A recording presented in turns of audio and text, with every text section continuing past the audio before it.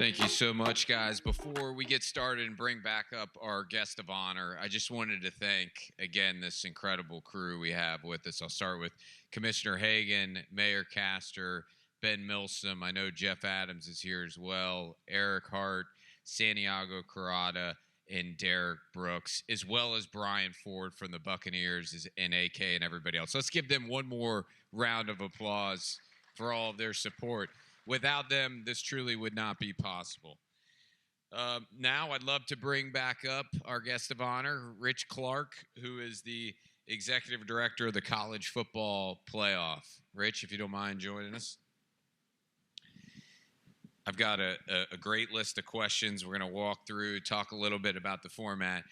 There's one that's off the script that'll make our staff really nervous, though, that I'll start with. Did you see yet in the bid response where USF gets the automatic qualifier into the national championship? Because it was really small print, page 1,238. Did you find that yet or no? It was really small print. Yes. So small, imperceptible. So, yeah, well, good try, good. Rob. Good try. He's already working. Yes, He's already working. Absolutely. Expect that the selection committee will get some of that lobbying as well.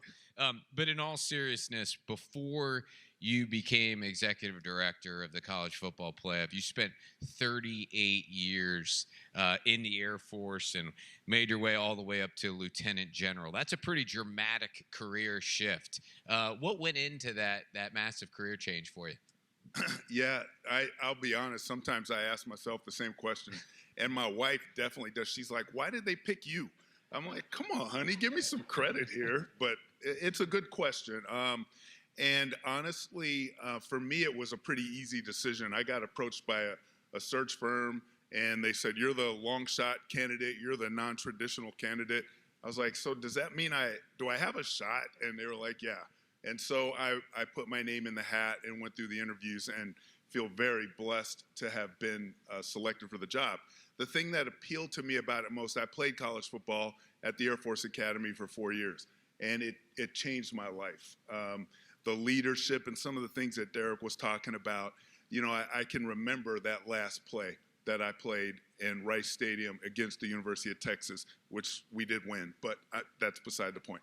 But it really does change lives. And for us to be able to bring a playoff to college football and the people that are involved in it, it is really significant. And for me to be able to still give back to the sport that gave me so much is really important to me. So I just feel very blessed and fortunate to be a part of it. And the CFP team is spectacular. A lot of people asked me when I got the job, they said, "So are you going to bring in your own people into the CFP?" And I was like, "I don't have people, so no." And I couldn't be happier with the team that I am now a part of. And a lot of you know many of them. Brett Daniels is here with me today, but just an amazing team. And I feel just blessed and fortunate to be a part of it. And I know they feel so fortunate to have you as well. And please send our regards to all of them back They home all at the told headquarters. me to tell Rob Higgins. He is like a celebrity on our staff. Everybody knows Rob Higgins, and everybody was upset, to be honest, when we realized he wasn't going to be a part of the commission when we got here. But we're all very excited for your new job. USF is lucky. Thank you, Rich. I really appreciate it. Since the last time we hosted in 2017, I know it's only been 8 years, but a lot has changed about the college football playoff format now with 12 teams. Can you give our audience a little bit more look into that, what that process is like now and how the teams are selected? Yeah, so the last year was the first year of the 12-team playoff. And it's kind of funny, the only guidance I got when I came into the job at CFP was, "Don't mess this up." And I was like, okay, that's broad, but sometimes you like broad guidance, right? But it was the first year of the 12-team playoff, and the commissioners on the management committee and our presidents who are part of the board of managers, the university presidents, really wanted to make sure that it went off without a hitch. And I think it revolutionized the playoff. It has really had a positive impact on college football. And so last year was obviously the first year of it. And immediately, I'll back up. I know one thing that we did know is that it wasn't going to be 100% right. We knew that. But what we needed to do was put our best foot forward and then look back and go, what changes need to happen?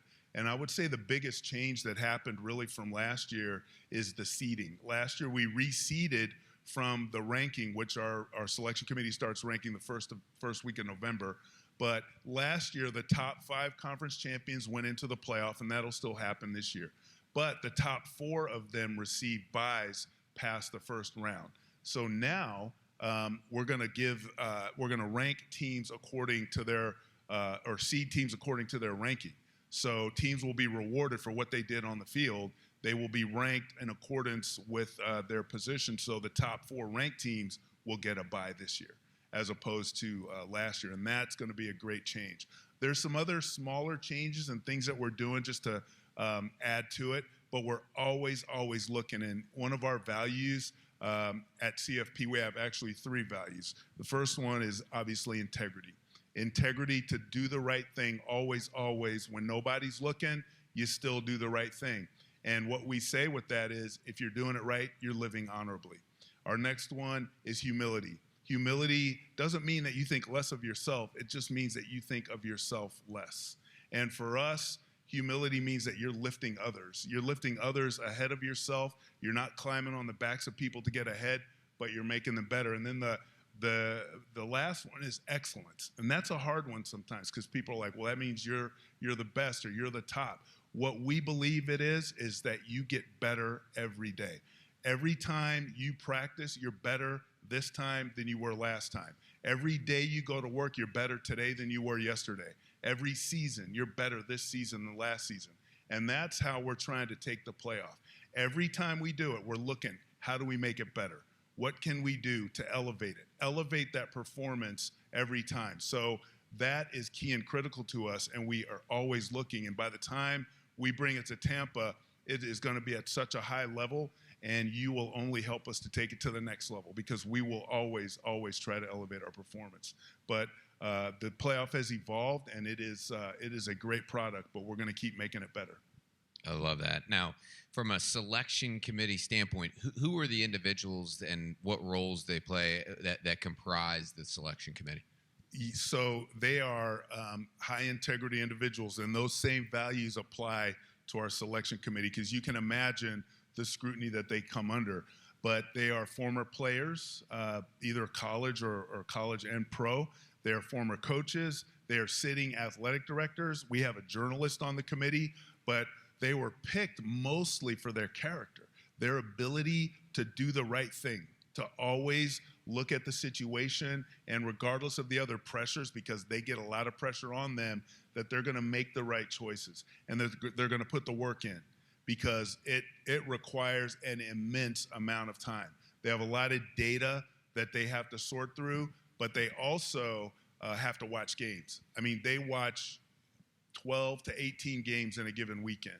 But they have to bring the art and the science to the selection room, and then they have to talk about it. They have to discuss, and the one thing about this group is that they are so committed to college football that they only want to make it better. So this group of people, I am so impressed with just how they conduct themselves, the camaraderie among them, but mostly the product that they put out. Very strong. And I'm always excited. We start, like I said, the first week in November, and off we go. I had the opportunity not that long ago to be a part of a mock selection process, and you gain a whole new respect for it and everything they go through to make these decisions. So kudos to all of them. Now, the college football playoff is 11 years old. As you look back, what are some of your favorite success stories related to it? Wow, there's so many awesome. I mean, your game here in 2017 was off the chart, right? But 11 times the CFP, under the leadership of Bill Hancock, who was my predecessor, he's a hero to me, because I'll just tell you a quick story about Bill.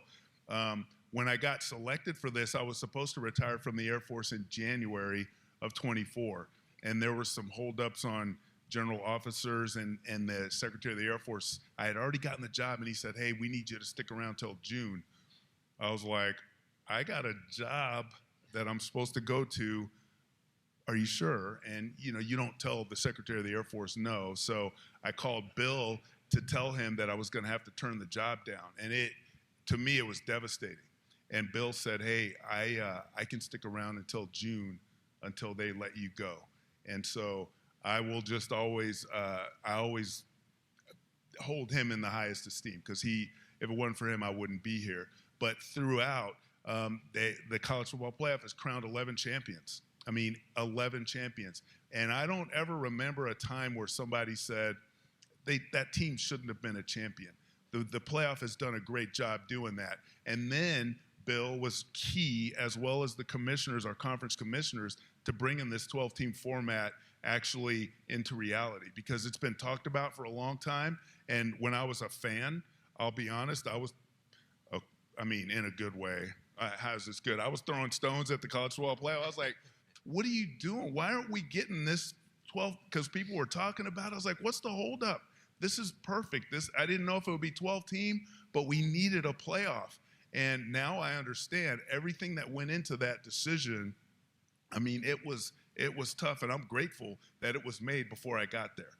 And I walked into a great situation. But I think bringing the 12-team playoff to reality is a crowning achievement of the college football playoff. I wish I could say that I had a role in it, but I am definitely glad to be a part of it. And I thank the commissioners who made some tough decisions, and then the CFP team that really went to the mat to make sure that the first one was very good and strong, and that we did it in the right way, and we're only going to get better. Well, you continue to get it right. You can tell every game, every play matters, every snap. It truly, there's an emphasis on it, and the fans have a huge affinity for it. Now, when I say everything matters, what matters when you're looking at potential host communities? What are those key things that you're trying to boil down to that led to a decision like this? Yeah, so there are a lot of things that go into this, and I'll be honest, it is more painstaking than I thought. We go in depth, and a lot of things like what is the sort of reputation of the city. A destination city is so critical because people are going to come. Some people are just going to come to Tampa because it's a great place to go. Forget about the game. People will say, oh, Tampa, well, let's go there. But you also have to have the infrastructure, the hotels, the transportation, all of the things that make it easy for fans to get around, not just to the game, but to all the other events that are going to take place, because we don't want it to just be about the game. We want this to be a big event. We want to be something great for the city that really highlights all of the aspects of your city. So that type of infrastructure is really important. And like you have in Tampa, and I'll say our team was very excited to bring it back to Tampa for this reason, because your community, and it's been said before, your community comes together to make this happen. And that happened in 2017, and they were very happy that that sort of teamwork is going to be, is still present here, and it will be present in 29. But having the different groups that aren't, they're lifting others. We talked about humility. People are able to put their differences aside, whatever they might be, and probably in Tampa there are no differences, but people are able to come together for the greater good to make this happen, and that's what they saw in Tampa. And our team is really excited for that reason, that your leadership is about one and moving everybody in the right direction. And then you love sports. You have amazing athletes in this area, amazing teams, and people love their sports here. And that is also critically important. So you can imagine a lot of teams want to get the playoff, but it's an uncommon team that gets it, an uncommon city that we select, and we are very excited to bring it to Tampa because you know how to do it, and we know that from 2017, and we're going to see even more in 29. So we're really excited. There's no better way to wrap things up than with that comment, Rich. We just are so appreciative to have this honor. We truly consider it to be the highest honor possible to have an opportunity to host you in 2029, and can't wait to continue to work with you with all of Team Tampa Bay to make this really special. So let's give a round of applause to Rich. Thank you. Yeah.